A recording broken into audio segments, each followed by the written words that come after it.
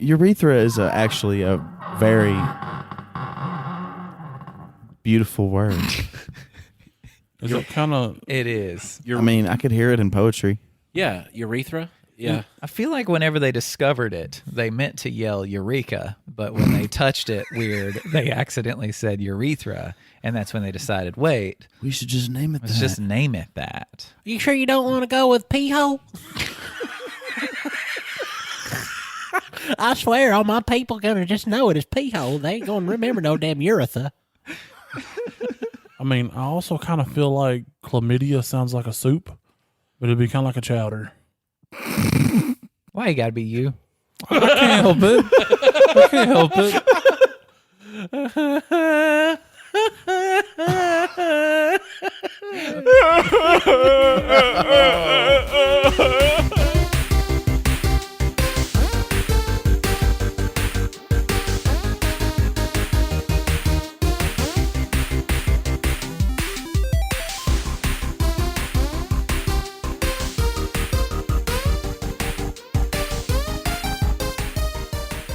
Hey everybody, I'm Dane Holland, and shuffle me up and deal me out. I'm Austin Shazam Pfeiffer, and I'm a B-rank superhero. I'm Marcus, the channeler known as I'm Electric Man. I'm Austin Tiny Zent, and we're going to human centipede into my segment at some point. And boy, I can't wait to get to that on Nerd It Through the Grapevine, a podcast where four best friends gather weekly to talk about our favorite parts of past, present, and future nerd culture. So today, we're going with the nerd culture that is of the hour of the day. The one that's happening now. Are you talking about current nerd culture? Like No. now at 8:47 p.m., Actually, Friday, December 3rd? Actually, the newest episode did just come out of The Wheel of Time. Oh, it did. So I actually did watch the intro because, first of all, Amazon drops these like way before they're supposed to be due. So like when you wake up Thursday morning, you can kind of watch it, I think, or like maybe like I forgot. I don't know. It's always there when I look, and it's always early. So it's way before they should. yeah, somebody should find out when they actually release them because it's early. What should actually be on time, and you just don't even realize it. Now, will this be a spoiler-laden thing? Because I've not seen any of it. Probably, but I don't see how it could ruin anything. To be honest, Okay, just it's still so early on in the series. Well, I mean, I've not read nor watched any of it. So. And that's another thing we should probably say. None of us have read the books. No. So we can't Which speak on that behalf. Partly probably makes this experience of watching it for me way easier. Yeah. Probably. Yeah. I've always heard, because the book series is humongous. Oh, it's so fat. And it's high fantasy. Yes. So good luck with all that. Right. And yeah, it seems so intimidating because we have a mutual friend that has read these multiple times. Yes. And still he will go over things with me about the book and I really want to read that. Right. But then he also sneaks in there. Yeah, it took about 3 books for me to really start getting into it. And I'm like, okay, I'm out. Isn't that the thing with these huge fantasy series? It's like, well, if you can get through that book. But I mean, I'm a lover of long form fiction. So I mean, I'm willing to wade through a clunker to get to the good stuff. I once read a 16 book series.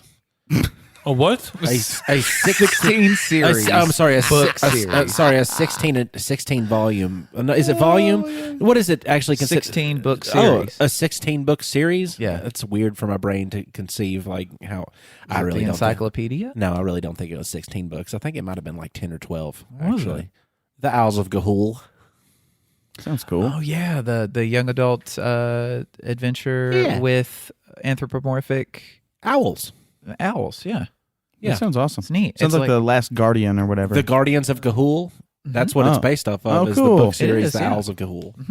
Well, let's just make that the topic.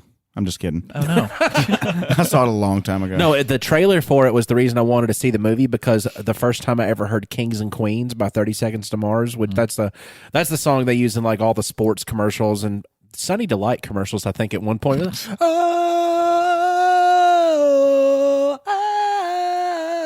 so it made it look really epic. And then you watch the movie, and it was like, oh, it's just a kids movie. There's no epic battle scenes happening here. So, I don't know. With The Wheel of Time, I feel like... Tiny, you've not seen it? I've not. So you're the only one that hasn't. I'm So a virgin. in it's fine. regards to this. It's just so like straightforward.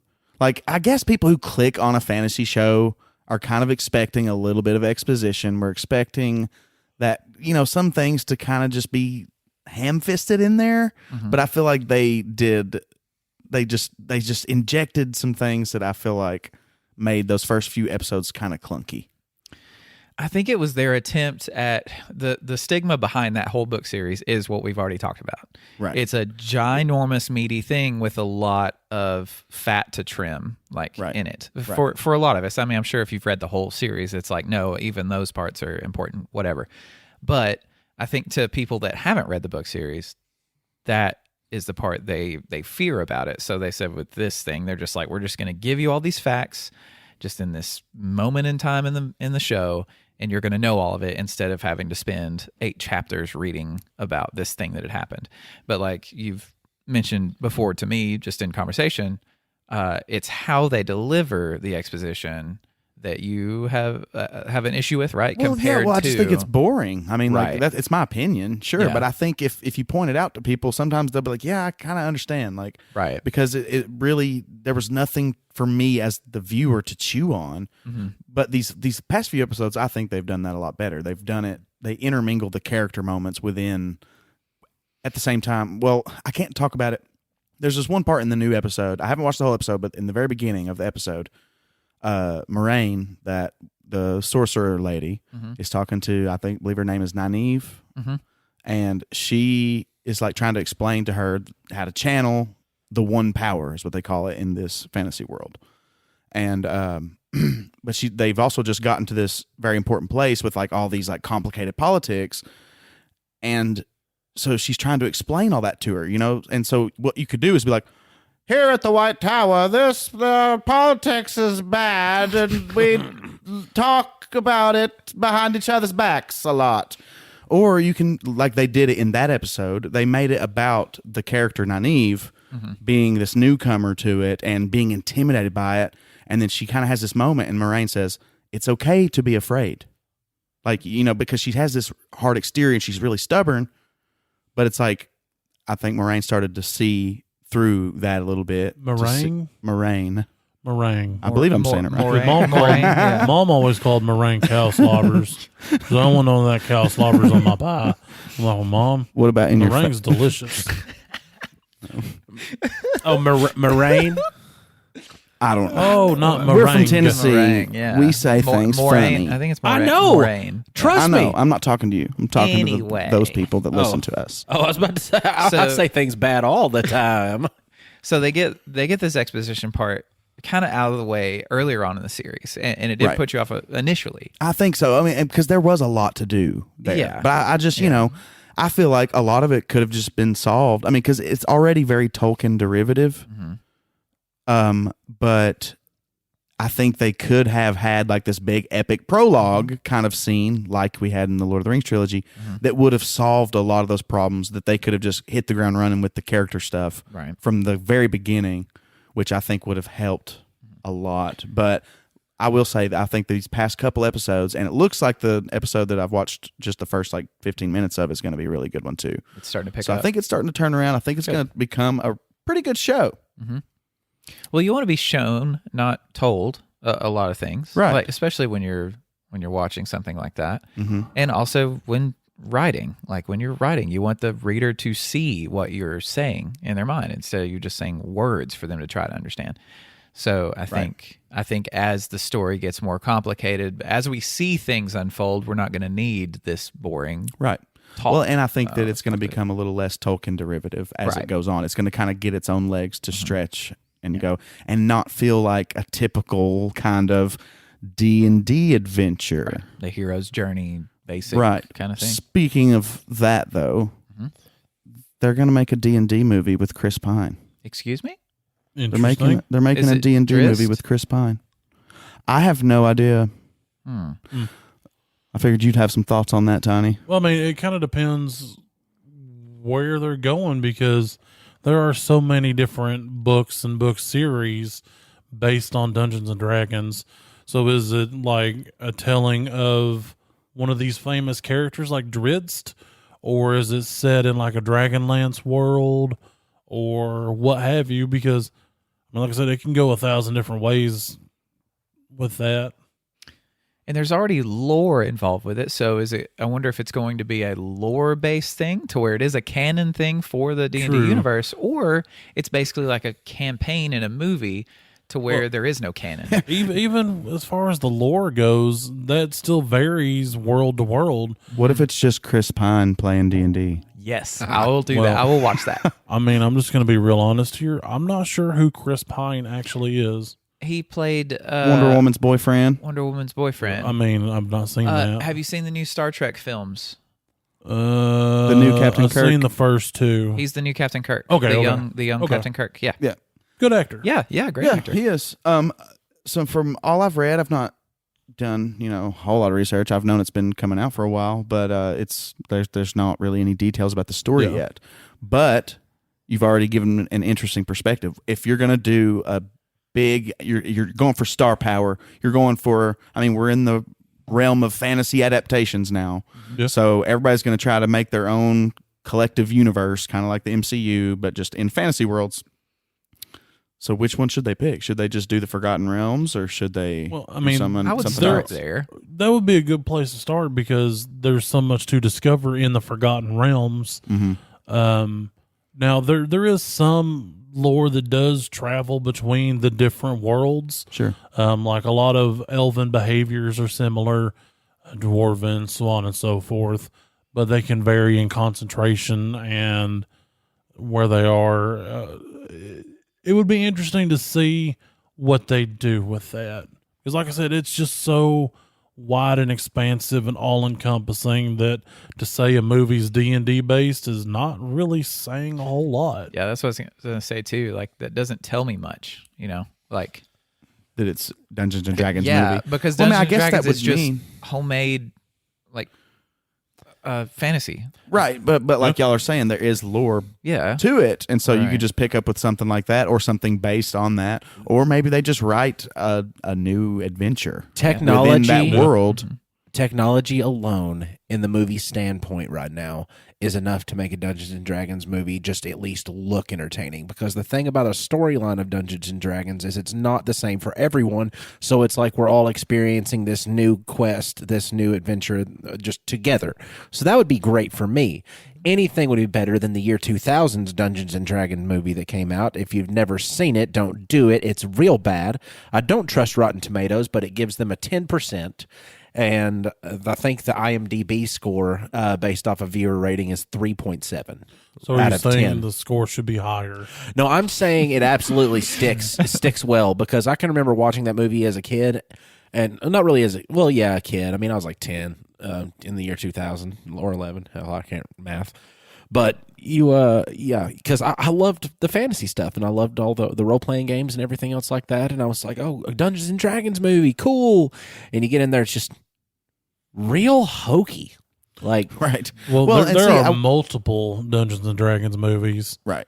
So not just that one. There's like a whole slew of them. But they're all like terrible. One of them got That's what I've heard. The first one, Dungeons and Dragons, actually got a mainstream release in theaters. We should watch these. No. We really do have access to them. We really do need to. As well as the Star Wars kind of Christmas like your special. watch party for Star Wars Christmas special on Star Wars Discord. Christmas. We should do one for those other ones too. And I mean, I've got another that. suggestion too. We'll get to that later. I mean, if it makes you feel any better, I mean, it had Marlon Wayans in it, so... What the hell was he doing in a D&D universe? I don't have any idea. I bet he was doing great. Probably. He was maybe. Hey, Jeremy Irons was in it. So, that's good. But like you said, like they could play up that hokiness. They could play up that just like generic, D&D world. I don't know, man. I mean, or should they go more gritty I with think it? I for one love dark, gritty campaigns. Me too. That's what I love dark, gritty fantasy. Yeah, not necessarily grim dark. Now, even though I kind of do like grim dark. What if it was almost like a choose your own adventure movie? Kind of like that Netflix movie, the Bandersnatch. Yeah. What was the show that it was attached to? Black Mirror. Black Mirror. Yeah, dude, that was cool. That was fun. Yeah, I don't even know what you're talking about right now, dude. You need to go home and do it. That's what was it really. again? It's called Bandersnatch. So it's like, I watched it on my PlayStation, so I'm sitting there and you have your controller beside you, and at certain points during the show, like it asks you to make a decision. Oh, that's cool. Yeah, and it's a full-length movie too. I thought I was just making this up. No. And once you get to the end of it, it kind of forces you into one or two endings, I think. But it's definitely worth a shot. Well, but that would be a really cool idea. Yeah, because I mean, the whole thing about a D&D adventure is the things that occur are based on the roll of a die. So to fully just sit there and lay out a script, to me, that deviates from the heart and the spirit of D&D. Well, if you're making a D&D movie, don't you imagine that the writers are in the writer's room with their dice and with I would hope so. I mean, they've got to be, right? They probably already do that in Hollywood. I think they would make it to where things happen and they want to show the viewer enough to make you think like, oh, they rolled bad for that. Like it's an obvious thing to where maybe it's something simple they should be able to do, but they epically fail at it. And we're sitting there and they're not telling you they just rolled, a 1 on trying to pick up a shovel or something. Right. But us as the audience will understand. We're understanding. We're getting it. And that's where I think it might not be this dark kind of thing. They might go with a more, because think of all the successful D&D podcasts that are out. Dude, there's so many. There's so many, and I think most of the ones that the common person listens to are fun as opposed goofy, but I mean serious at times. There is a serious undertone, but they're just having fun doing it all. Well, yeah, like even in the dark, gritty campaigns that I run, there's still moments of humor and hilarity. Right. Like one night we spent 45 minutes eating fruit from a tree because all the fruit would have a magical effect where they'd have to roll on this table, and some of them was crazy. Like one particular individual gained a sentient body part. Another person lost their skin for 1d4 days. I mean, so there's moments of humor and hilarity in any D&D campaign. And just the bizarre, too. Yeah, absolutely. Wacky. I don't want to take a poop on the movie automatically. Yeah, but I mean, it just seems like kind of like you're saying, Tiny, that it's such a personal, like group based or friend based kind of activity that it's really, I think it's gonna be hard to like please the general audience on that one. But I'm very interested to see what they're gonna come up with. Oh yeah, I would definitely give it a watch. I did a quick Wikipedia search because I was curious if there's anything else about it, and the second actor / actress that they have is Michelle Rodriguez. Nice. So she's a good actress. Yeah, so that'll be pretty cool because she can play a really good actiony role. I'd love to see her in the role of like a rogue. Yeah, wasn't she like in Fast and Furious? Correct. She was Letty. Yeah. She was also in Lost. Oh, she would make a good rogue. I feel the narcissist in me Yeah. is thinking this movie isn't for people who love D&D. This movie is to get people to notice D&D that haven't ever played it before and buy the D&D books and the D&D Beyond and start a new franchise to sell all these movies. Exactly. Right. And I think it's to make money within, like, because Wizards of the Coast owns D&D and they love money, man. And they love it so much. Between that and Magic, like, they've got it made. But that part of it, I hope it's good and I'm going to watch it and I hope I love it and I hope they do it right, whatever that means. Right. But well, can we go to that for a minute? Because you were mentioning dice, like how a lot of things are settled by the dice, but is the goal is like a story.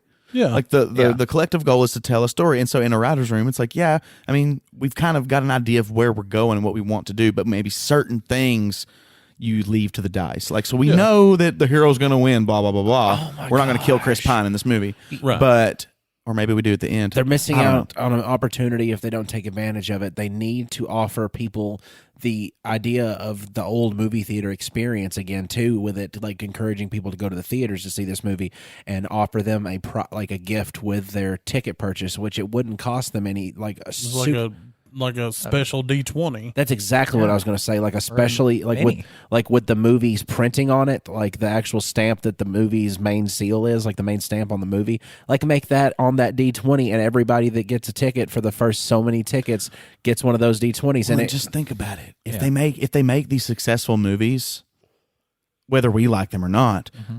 Well, with a successful movie comes, well, now we can give it to you in adventure form. You can buy the book. The module for it. And so now you can run that adventure. That's what I'm saying. Like, this is to make more money in the future. And here's future. the character sheets of all the characters in the movie. Or if you want to do a spin-off and like play as these characters while these events happen. Well, you wouldn't even have to do like an entire module. You could do like a world setting, like Matt Mercer from Critical Role. It's based in a world of his creation, and he teamed up with Wizards, and they released a book that's about his world. It's not a campaign module, but it's about how to set your campaign in that inside of his world. Right. So they could do something like that. Yeah. Or maybe just have their own like movie verse, like where the Right. I wish they had a John Wick Dungeons and Dragons. We can if we want to do that. Yeah, I kind of see that as more of a VTM. I'm sorry? Vampire the Masquerade. Thank you. We could do that. That's more modern day stuff. Or even like Werewolf the Forsaken. Yeah. Because he would be a werewolf for sure. I think one of two things can happen for this, and it's fine either way. Either A, it sucks and no one even really thinks about it anymore, and it's gone, and we just keep playing D&D the way we always have, and they made another bad movie, or it takes off in a specific way that's going to expand the brand in ways that it will only benefit it's gonna make from. money. Right. There's a giant spider on the ground. Malcolm did not take it with him when he left town. Yeah, oh boy. It's a big That's a big boy. It's not even a lead-in for Malcolm. It's real. Oh.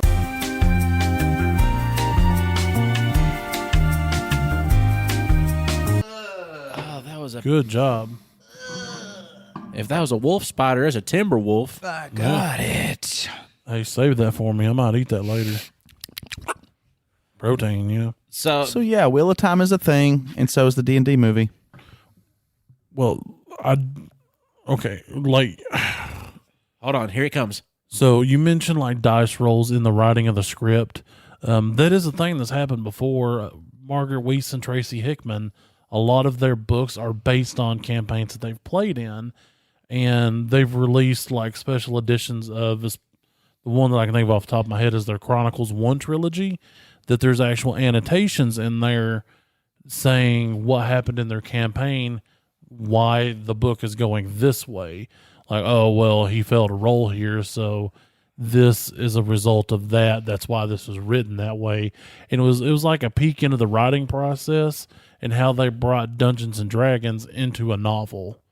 So apply that to a movie, not necessarily with annotations.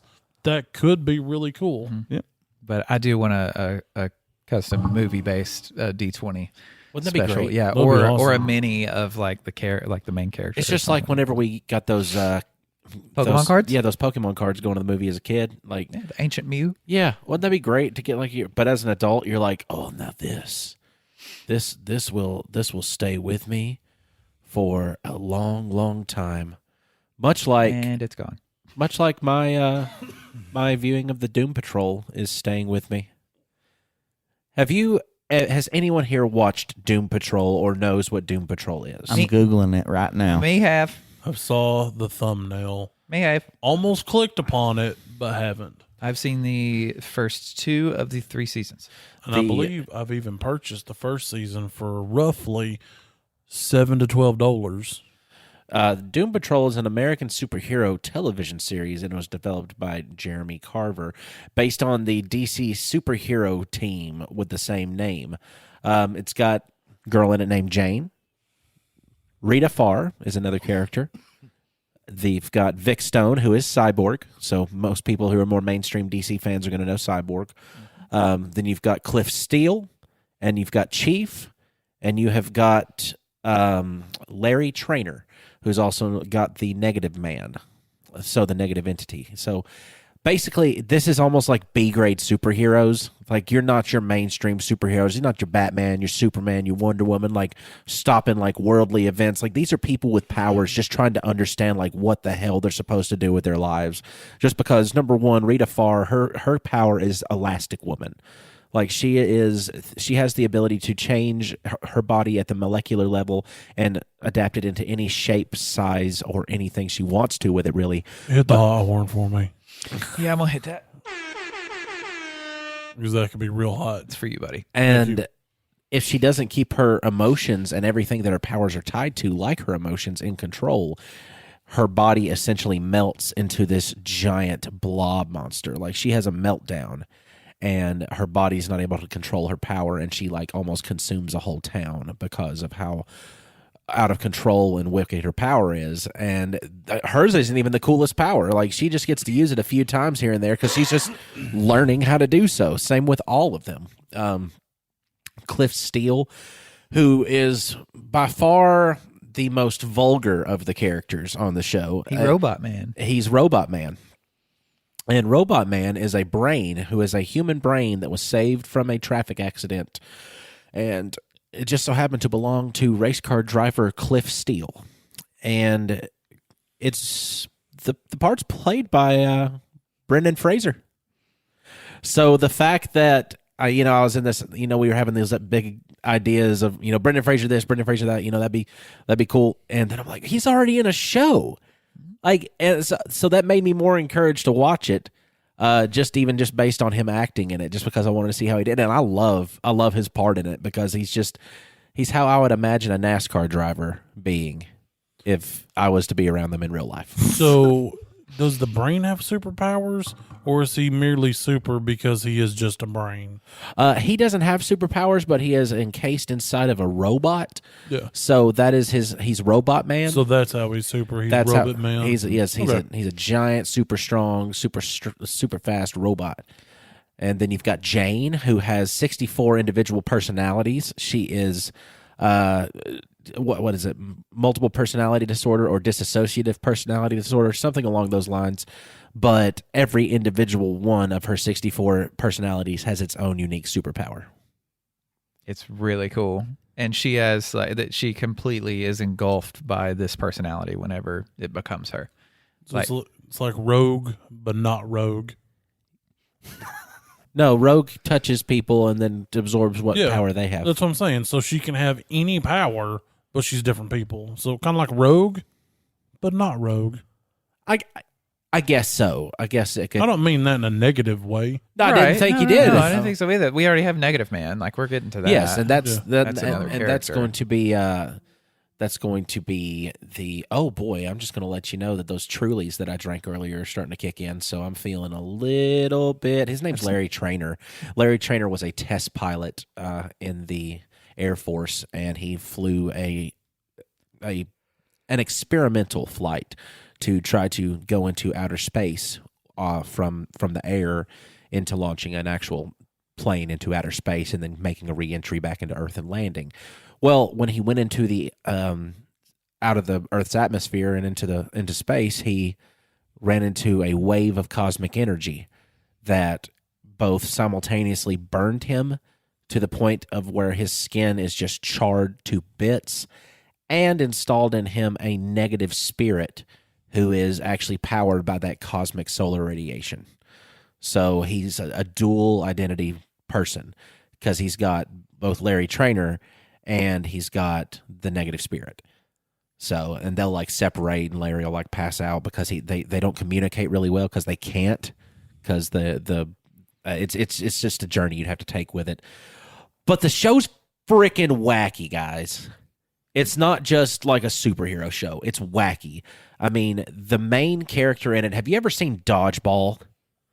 Everybody has seen. Don't question mark face me on. It's been a long time. Oh my gosh. Dodgeball is one of those. You can dodge a wrench, you can dodge a basketball. That's not what but just a ball, just a simple ball. If you can dodge a ball, you can dodge a, I don't know, truck, car, baseball bat. I'm pretty sure Ben Stiller made love with a pizza in that movie, didn't he? I'm really thinking that he did. I think he did. I think you're thinking American Pie. No. Because what's more American than pizza? Grape pie. Yeah, Concord grape pie. That sounds real American. It sounds delicious is what it sounds.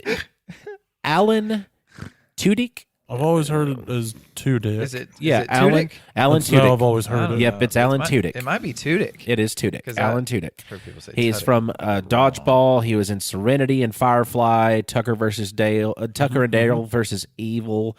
But basically, he plays the main baddie in it called Mr. Nobody. And Mr. Nobody is a science experiment that is it's combined him with energy that's multidimensional energy. And imagine if the pirate from Dodgeball had superpowers. And that's kind of how it comes off, with more like a 1950s charm to it kind of thing.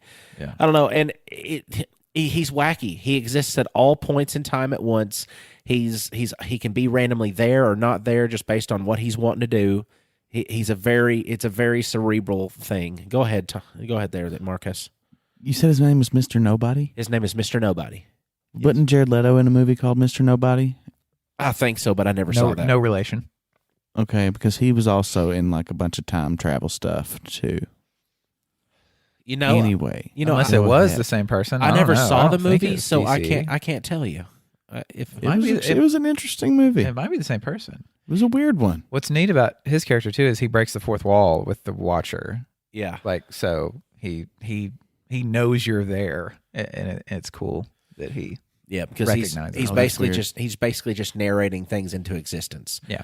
So all of a sudden, Marcus got an extreme tummy ache, and he felt his bowels traveling south. Why would you do that to Marcus? And now you have to poop. That's the kind of thing that his superpower can do. He just speaks things into existence, basically.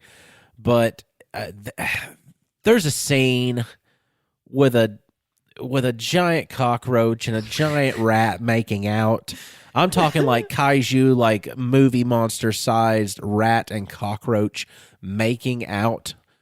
I'm automatically in. Yeah. That you sold me. I'm going to watch the show now. And I want to watch just that part. And the giant cockroach that was making out with the mouse, out of context, guess what? He's God. But is he hot? Hey, to the rat, the hottest thing in the world. Nice. Whoa. Double hot. I know. I mean, to the rat. The rat was in. The rat called him daddy. Oh, yeah. Yeah, and this group, so like, Daddy. Normally all superheroes have like their faults about them or whatever, and they've got to get through those hurdles to be heroic. These heroes have way more faults than heroic tendencies. Basically, like, you're kind of pieces of crap human beings that have ended up getting powers. So how are you going to fix your crappy humanity to accept how you can save what is good in humanity? Yeah. So, I mean, basically, it's not like they're low lives. Like Rita was a big time Hollywood actress, but she had a lot of flaws and a lot of darkness to her story. And Cliff wasn't exactly a bad guy either. He was just like a crappy dad. So they pulled a Hellboy. Huh? Because, Hellboy, he was a POS. He was a literal demon. And he liked to drink and smoke a lot, but he still did heroic things and saved the day. Kind of, He yeah. had so many flaws. I think you need to watch it. I mean, I plan on watching it because, I'm in. After I'm watching, just trying to relate to it. Watching Hellboy and what that kind of struggle is, and watching say you have a really crap person that all of a sudden gets superpowers. Like my neighbor. Yeah. What is their superpower? Being an asshole? Well, their supermobile is a John Deere lawnmower. Okay. They ride it to the gas station to get alcoholic beverages. And his lady rides on the back on a 5-gallon bucket attached via bungee cord. This is a real life thing. Do they mow with it too, or is that just the main I don't source think of so, because their transportation? yard is wildly overgrown. Tiny, how much time do you spend looking out of your window? Too much. How much time do you spend? Do you even have working blinds anymore? Well, my blinds are never up, so I don't know if they work. But this is the things that I see when I'm walking my dog. Shout out to Nola. I love you, girl. You're my favorite puppy that I own. Is she listening to the podcast now? Yeah. She is a listener. Does she like and subscribe? She does. Willie, my little puppy, was riding in the car with me, and he was having a nervous breakdown like he does normally, daily, just existing. And he finally got calm, and he was laying there in the back seat while I was driving around. And then he hears Austin's voice, because I was listening to our most recent episode, and he starts crying again because he hears Austin but doesn't see Austin. And so he started crying. So, oh my God, we need to make a podcast just for dogs. yeah. Ooh. I'm into How can we do that? Pausecast. Oh my gosh. Posh. It's That's a what we can call podcast. it. Yeah. Podcast. By the way, just in case it intrigues you even more about the giant rat and the giant cockroach in the show, the giant cockroach that is God, his name is Ezekiel. And then You use the proper term, penis roach. Sir, sorry for the slang up in here. And the giant rat who has teamed up to destroy the world with him is Admiral Whiskers. Admiral Whiskers is his name. So, and honestly, the show's a little goofy. The show is a little loopy at times, but at the same time, it's got a really good core structure to it. It's a really good storytelling. The main villain is very entertaining and thinks outside of the box and breaks the fourth wall constantly. So it's almost like you got an ever powerful Deadpool character like narrating the whole thing. He's got a wicked sense of humor like that, and it gets really dark as well for you to be able to kind of get that itch scratched. Like, well, these people's backstories aren't really all that bad. And then you're like, just wait till Jane, and that's all I'll say. Shoo. Yeah. Oh yeah. It's a really good show for people who don't normally like superhero shows because of the cliches and well, of course, it's always going to work out. You know, all this kind of stuff. It's very different and honestly more entertaining to some extent. Trudy watched it with me, and my wife's not really into a lot of the superhero stuff. She kind of just indulges me by watching the stuff with me, and then she occasionally gets into it. And she was looking at me there was a point in the show where some asses that had razor teeth between them were running amok and eating people. Donkeys? And no, actual human asses that were sentient asses that were running. Ooh. Baby. And they were like, the asses are out. And everybody starts running and screaming in this facility like it's the worst thing that can happen. And she looks at me and she says, this show's fucking wacky. And she loves it. Watch it. So Watch it. Did they subdue the rabbit asses with butt plugs? They did not, but Seems appropriate. Yeah, that would've worked. There was some kind of pun in there somewhere, but I don't remember exactly There what the had to word been. was. Oh yeah. I've only seen season 1 in completion. I've not seen season 2, season 3, or of course I can't see into the future, unlike what my powers suggest, but there is a season 4 that's been announced. So I've got plenty of viewing material left to go. So I'm excited. Yes, and I'm excited for a segment that I call Shuffle Stuff, where we play a little game to where I've got some predetermined characters, genres, settings, and plot points that I have assigned to cards in a 52-card deck. And I will go around and have each of you draw cards for us to pick 2 characters, 1 genre, 1 setting, and a plot point to be in this movie that we're fixing to make in Shuffle Stuff Cinema Edition. Let's get ready. Marcus, would you like to draw from the Hearts deck? And that is going to be for character and actor. That is the Ace of Hearts, and that is Kevin from Home Alone. So Macaulay Culkin. Kevin from Home Alone is 1 character in this. Tiny, would you like to choose the second character? Okay. Kevin from Home Alone. So, like, how old? We'll figure that out soon. We'll figure that out once we get to the 3 of Hearts. I want him to be like 75. Courage the Cowardly Dog. Wait. Perfect. Oh, this is You're already see your brain's already working right now. got this. So we've got Kevin from Home Alone and Courage the Cowardly Dog, and they are in a new film. Let's see. Next is the genre. We will pick 1 genre. Austin. King of Diamonds. The King of Diamonds is a rom-com. Yes. So far, Kevin from Home Alone, Courage the Cowardly Dog, in a romantic comedy movie. I would like us to have a setting, so I think I'll pick that. I've already from got this a stack. I've got a title working. I'm saving it. Oh, this is exciting. Okay, so I'm going to choose one for the setting, which is the 5 of clubs, and it's going to be in a high school.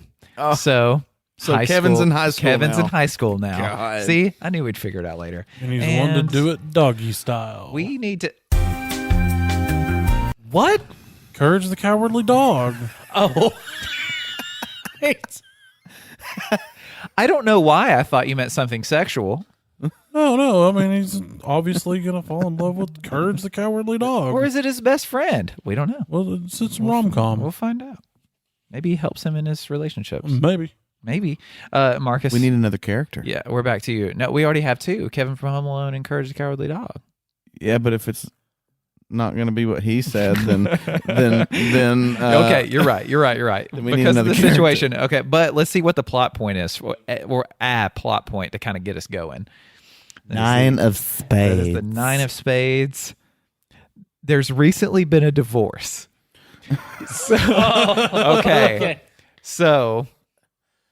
Oh, that's got to be definitely best friend the dog situation. Yes, it is. with And that. his parents, Kevin's parents, have finally gotten divorced because they're fucking awful parents. And they They're just the left him. Worst. They both stormed out of the house and just left him in high school by himself. Hey, with his dog. It was bring your dog to school day. And of course, Courage is terrified of the whole situation. I imagine my little Willie dog in the same situation and being so scared. But yeah, his awful parents, Kevin's terrible parents, have gotten a divorce. And what if the comedy, where's the comedy here? Because so far it's just sad. Yeah, you said That's it. It's a dark comedy. It's a Well, no. I'm going to help you out with this because there is one more actor involved in this. There's one more character. There's one more character involved in this. Well, I think so too. And that one Yeah, more there has to character be. is going to be the love interest from high school who just so happens to be. Oh, I'm scared of what's happening. I love it. yeah, I am too. 9 of Hearts. Deadpool. Okay, so Kevin's love, crispy love story. so Kevin's love for setting traps and for causing physical harm to other people has drawn the attention of high school senior and mysteriously masked figure Ryan Reynolds. Deadpool. And I was thinking more like janitor. oh no, we can't. Kevin's No. a senior. He's an 18-year-old senior, so it's not weird and gross. no. Deadpool's a character in the high school because it makes him a teenage boy. Okay, I'm wrong. Okay, I said you're right. I want him to be a teenage boy. Okay, he's a teenage boy. Even though Deadpool gets his powers as a full-grown adult. Not in this universe. This is the Grapevine universe, baby. This is what. Or kind of it thing could just happens. literally be Deadpool as a grown adult portraying an 18-year-old high school student and just saying that, yeah, I'm in high school. What if? Wouldn't it just be simpler to say he's a janitor at that point? Probably, but it's Deadpool. He's just getting that publicly funded school lunch Okay. for the taco bar. What if you both can be right? Where Deadpool is the love interest and the janitor, but he's in love with Courage. So he wants to do a doggy style. Exactly. And that would be a very Deadpool thing to say, wouldn't it? Kevin's having to set traps to keep Deadpool away from Courage. Yes. Oh my gosh. And the way that Kevin and Courage come to be best friends is because Courage escapes a cage in the janitor's office and then gets into Kevin's backpack and hides in it and smuggles himself home with Kevin. Because the relationship with Deadpool that Courage had wasn't forced upon him. He just knew it wasn't good for him. No, it's the fact that Courage is scared of literally everything and he's Right. locked in a dark janitor's closet. Like, Right. it doesn't matter. He's just so scared he has to get out. And the first thing he sees when he runs out of the janitor's closet just so happens to be Kevin McAllister's backpack just sitting there on the ground. So he just jumps on in. And Kevin obviously doesn't notice the extra 50 pounds in it. There's no telling what kind of dog Courage is based off of size comparisons, but I'd say he might be about a 10, 15 pound dog range given how nimble and agile he is without destruction being caused. I'd give him 30 pounds solid. Yeah, 'cause Has anybody ever snuck 30 pounds more weight into your EDC bag? You would notice. Now, here's the thing about Kevin McAllister's bag, though. It's never the same in Kevin McAllister's bag. Well, so, plus, yeah, he's got like buckets of paint for a trap. he's got. Courage could have dumped the bucket of paint on the ground and then hopped in the bucket. Then there you go. yeah, There's Courage- your Okay. weight. Oh, yeah, that would be Courage great. jumps in one of the black paint so that he can be invisible in the dark. That's genius. I can tell you did not think so. It's genius. I just didn't think of it myself. That's why I had to pause. He's got to hide from Deadpool. Yeah. Okay. So, and the romantic comedy about it can all take place in Deadpool's head, like because of how much, like anytime that he talks to the students about courage, he's just madly in love with his dog. He's just there's just something about that beautiful creature that I just can't get over. It's something about the way that smooth skin underneath that fur just feels against my hand after I shave him. He loves it when I shave him. Even though he acts like he hates it, I know he loves it. I can tell. I have a sixth sense about these things. Meanwhile, Kirk just directly behind him, just sitting there. He's like, I haven't seen him in so long. I still don't know where he is. Where's the divorce part? Is that just from where like they were, but like so Kevin's parents were recently divorced, and he doesn't have a car. So one of them was supposed to come get him from school, and neither of them came and got him from school. And so Deadpool, the janitor, has locked the doors to the school because Courage has gone missing, and now Kevin has ended up with Courage. Is that what makes this all make sense? I mean, maybe that too, with the fact that the parents were such, shitty parents. They were awful. That they just, stormed out both on each other and on Kevin accidentally. First since of all, he was the youngest child, he still lived at home. They were arguing about whose fault it was that left him in both of the Home Alone movies. Twice. Yeah, to get killed. And that's what made them divorce. Yeah. Because they couldn't agree on whose fault that was. Yeah, the first one is absolutely a believable scenario to me. Like, absolutely believable. It could happen, okay? Home Alone 2, Lost in New York. Nope. DED. That kid dead. Yeah. Kid dead.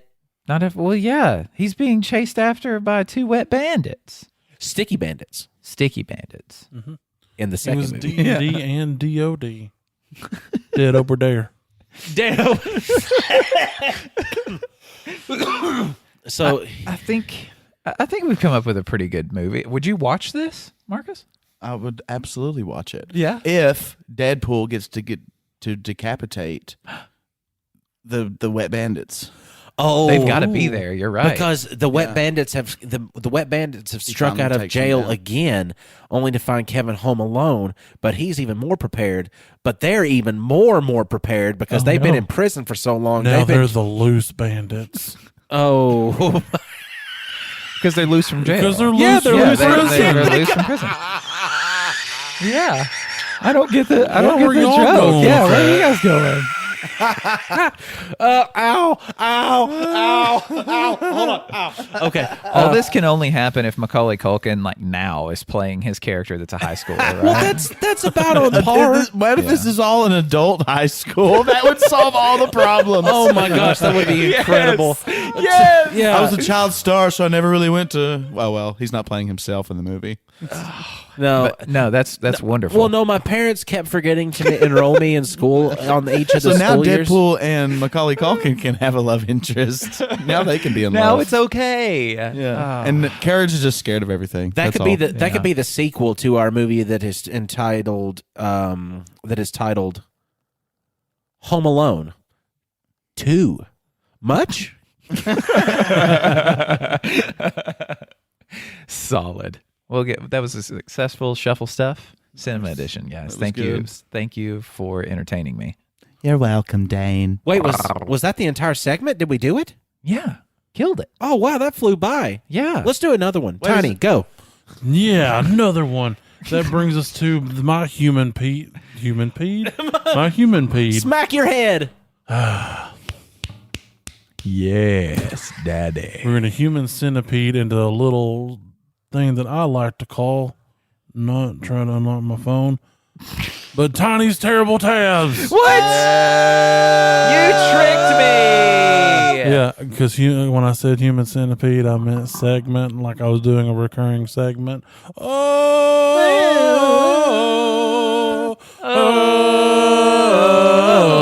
World Series, baby. Yeah. World champions. Go, Ray. The first tab on my list is called Goat Testicles Paid for the World's Most Powerful Radio Station. That's an interesting story. I feel it. I need you to go on. Yes. So A man by the name of, where was it? Redacted. Some guy. Yeah, Some guy. Yeah, some guy. He was a businessman. Uh-huh. His business was trying to get people to pay money to have goat testicles implanted in them. And he made his own radio station along the border of Texas that was so big and powerful that it broadcast all the way up to like New York City and all that. It was said to be so strong that farmers could hear the radio playing on their barbed wire fences. And he used that to promote his goat testicle implantation business. And that's how country music was born. Country music radio. Because that's what was played on it. Wait, like Grapevine Cowboy. That's why you're around, because goat testicles. That's where you got your love for country music. what a lucky guy. I know.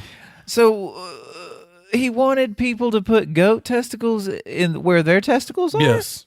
In place of them, or Yes, just with in them place. as like little buddies in In there? place of. Why? Yeah, that Because would serve no they function. would look bigger and make you appear to be more masculine. But you would lose your testicles. I understand this guy's an idiot, okay? That's the main crux of this. just trying to make sense of it all. He's just trying to get too testy with the It sounds like testes. he was experimenting with dark magic. Yeah. And that he needed to be taken care of. It did. sounds This is how like you he make made goat's Hearing the milk. radio through their barbed wire fence. That's magic. I don't care what you call it. If y'all boys are interested in ever becoming part of the grape milking, make sure you get the goat testes. So another tab on my list is Kowloon Walled City. It was a city in China that was completely walled in. Several movies have been kind of loosely based on that, like Judge Dredd and some other stuff. It was a city within China that was basically ruled by the mob. It was walled into itself and was essentially its own country. It was established in 1898 and it was destroyed in 1994. Like, they completely demolished it. Like, there is no remnants left. It's not that the city/country thing was disbanded. It was knocked to the frickin' ground. So Makes me think pretty of cool. the Wheel of Time. There is a walled-off city in that. And they actually turned it into a park. Oh, that's Yeah. nice. Ran by the mob as well. No. Oh, Now, my boy Seven gave me a couple of things to look up the last time I spoke to him. One of the tabs is the Sandbox tree. Have any of you heard of the Sandbox tree? I'm scared No. to ask. yeah. I'm I honestly don't like scared. it. When it comes to you, I just don't know. It's an actual tree. Oh, okay. Ooh. It's typically native to parts of South America and the Amazonian rainforest, but there has been some that have been located into all of our favorite states, Florida. And the thing that's interesting about the Sandbox tree is when it's time to germinate, the fruit seed pods will literally explode. They will explode with enough force to penetrate human flesh and kill people if they're too close. What? Yes. Trees can kill people? Yes. With explosions? Yeah, with explosions. I'm just now hearing. And that's how it propagates. Yeah, I mean, I was like, how have I never heard of this? Also, what parts of Florida? So I never go there. Florida man is bad enough. Now we've got Florida tree. And we all thought it was just palm trees and beauty, and they're just Yeah. like, we're at the beach now. Yeah, and they grow up to 90 to 130 feet tall. 130 feet of tree exploding human murderers. Yeah, it's wild, man. The planet's a scary place. He also told me about Mother Nature's trying to take her this power plant back. called the suicide plant. Mm-hmm. So I don't know its actual name, but anyway, basically, if you rub up against it, it has little tiny spike barbs on it that puts a poison into your body that is so intensely painful. and the effects of it can last years. It has caused many people to commit suicide. That's why it's called the suicide plant. One gentleman in particular was in the woods, and sometimes when you got to poop in the woods, you poop in the woods. And, well, let's just say he grabbed a real bad leaf. No, he wiped his bungus with the bad plant? He wiped his bungus with the bad plant, and like a week or two later... Jeez. Because of the pain? Because of the intense stinging pain in and around the area of application. That's awful. Yeah. The world is brutal. This is way better than the movie The Happening already. Yeah. Like, those plants actually exist in real life, and it's scarier than that entire movie, period. Yeah, you just walk up upon them and just, oh, God. It's just massive explosion in your face. Now you're dead. Oh, God. Also, I was driving around, and y'all have seen Skyjacks. You know what they are, right? Sorry? Skyjacks. Skyjack? It's like a forklift, but it's 4 wheels. It's outside in construction company. Forklifts don't have 4 wheels? Okay, it's got 4 wheels Outdoor on it. ones do. It's got a single bottom platform with 4 wheels on it. There's an X cross that goes up the center of it that raises the top No, that's level. a scissor lift there, buddy. I thought that was a brand of the scissor lift. No, the Skyjack, it looks kind of like a tractor, but it's got like this big boom arm, and at the end is a forklift end. Okay. Yeah, and anyway, the important thing are the tires. Because they've got all these little holes, and it's like a big disc of rubber, so they don't actually hold air. And I'm like, why do we not have these on cars? Why do we have to go to the gas station and put $1 to $2 in this machine for not enough time to top off our tires with air, just like I did before I came here tonight to record this podcast? Why is that a thing? Because forklifts aren't driving 80 miles an hour for 100 and... In 2024, Michelin is supposed to release a civilian version of that. Civilian, that's not the right word. Yeah, sure. A consumer version of that for like regular cars and stuff. So we can procure this technology for our vehicles. So all 37 Screaming Eagles under the hood of that HHR can be supported by airless tires, and I'm excited because you can run over nails and everything, and they don't pop. No blowouts. I'm picturing in my head right now, Tiny at a gas station tonight, putting air in his tires on a timer, just come on. Like he's like, my cardio's not up to this. Like, I can't speed tire to tire, and his butt's still bruised, and he's like, oh, my ass hurts every time he bends over to put air in his tire. He's like, oh, my ass hurts. I mean, I was heavy leaning against that car. I ain't gonna lie, it hurt so bad. Just screaming, this is bullshit, as you get to your last tire. You can't even put any air in it. Tiny, real quick, before you start another one, I forgot to tell you that there was an actual conversion for something that you keep talking about Screaming Eagles, and a few episodes ago you had spoken about the Ducks and about what the Ducks of Incredible Might. The Mighty Ducks of the animated series. Yeah. There is an actual conversion for duck power to horsepower. In case, I just wanted to let you know. Let us know, please. It is 131.2 ducks to 1 horsepower. Wow. So, yeah. So my car, it only has 150 horsepower. Okay, it's not a beefy boy, but in duck power, let's get this old calculator out here. Let's remember where your phone's calculator is, iPhone. Yes. So 151 or 150 times that ratio. That means I've got 19,680 duck power under the hood of that car. Just imagine how. That's amazing. Imagine how many screaming mallards that is underneath the hood of that baby. You sure it's not a wood duck?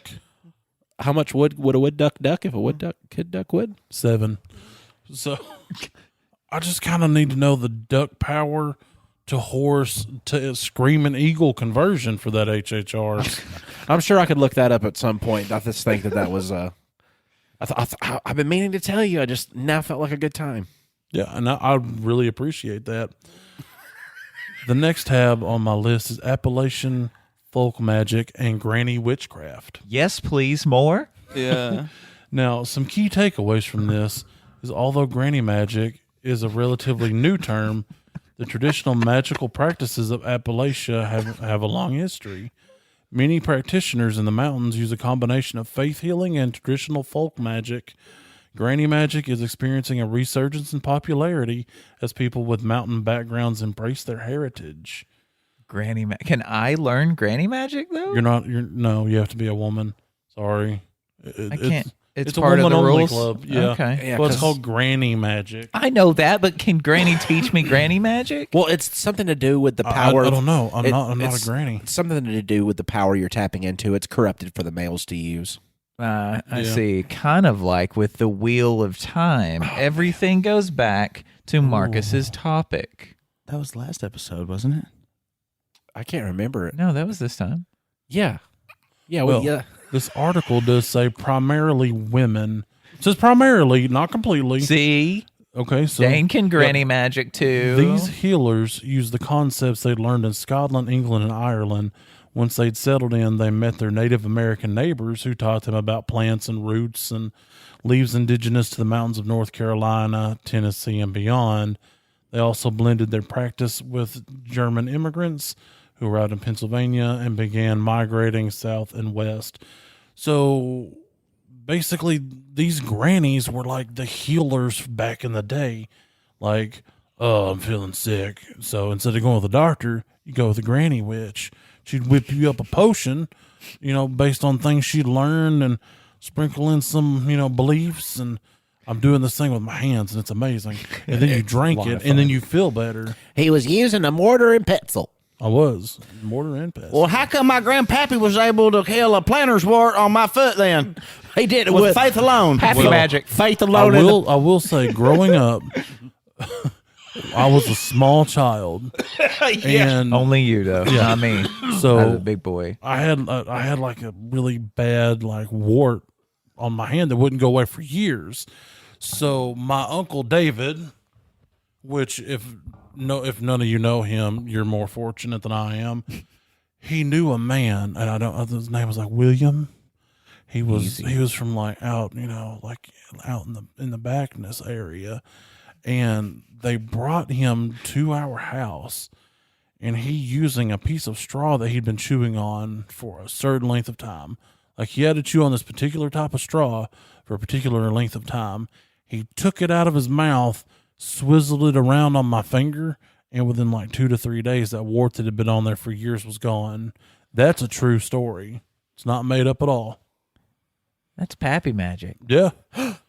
I mean, he was like blisteringly old. That's my mom. My mom, not blisteringly old. She's only 68. But Pappy Magic, that's her name, Pappy. Yeah. Now, the thing that I want to know about this magic is, you said from Scotland? And several European places. Because the original immigrants that brought this granny magic here. Because in the show Outlander, where Claire travels back in time and she's actually a doctor in modern times, they don't believe in female doctors back in 1700s, Scotland. She must be a witch. She must be a witch. Or they refer to her the entire show as a healer, and she gets by with everything, like literally everything. Like, no, trust my wife, she's a healer. I can't do a Scottish accent, guys. It's fine. I just want to. No, it's she fine. was using granny magic. Granny magic. Granny magic. You don't got to be a granny to do granny magic. Also in granny magic, just by becoming a grandmother, you automatically get gifted 15 strawberry hard candies on the inside of your purse. That's also part of your granny magic. Granny magic, yeah. And the sewing tin. What's in there? Put a little whiskey on that loose tooth now. Have you ever picked up the sewing box and found these shitty cookies inside? Yes. I was so mad. I'm like, I need to granny switcheroo. I know. I was like, I need to fix this hole on my jeans. And here's the nastiest cookies of all time inside the sewing tin. What heck? And if you look in the sewing tin that is in your utility room above your dryer, you'll find it's behind your detergent. You'll find our podcast on Spotify and iTunes. And if you take a listen to those and you hop on over to iTunes and you give us 5 stars, I don't know, you'll probably learn Granny Magic at that point if you don't already know it. What do you think? Possibly. Yeah? Okay. Yeah. Yeah, I don't know. I'm going to learn Granny Magic because I'll give us 5 stars. I don't give a good gosh darn. Also, if you go to Teespring, you can get clothing that has our stuff on it. Well, it has our logo, and there's one with our names on it. And one of our favorite listeners of all time, Kevin Busby, the Grapevine Cowboy, as you all know him as, he is an incredible musician, and he plays in Nashville, the city of country music. And he displayed our shirt for his fans, and that, I don't know, that feels really good.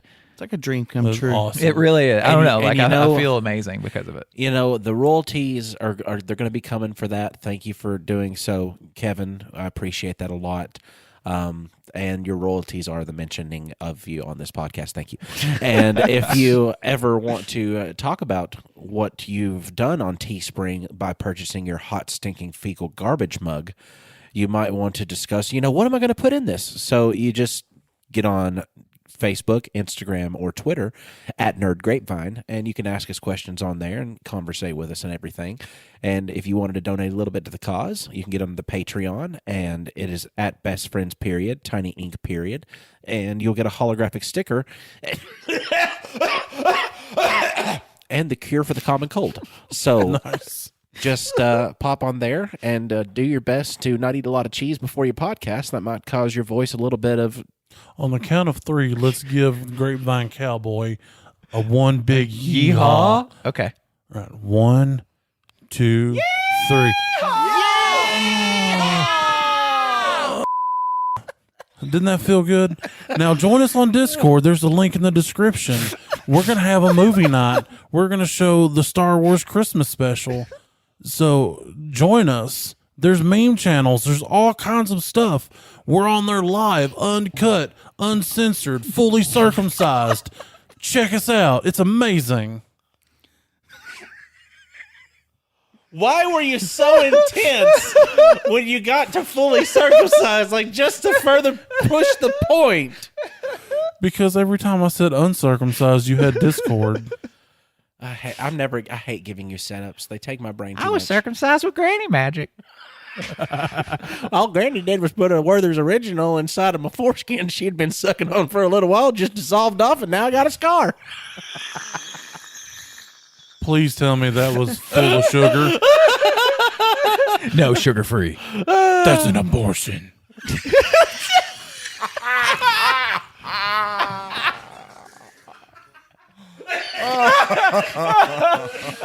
Do the thing. That's the thing. So, That's the thing.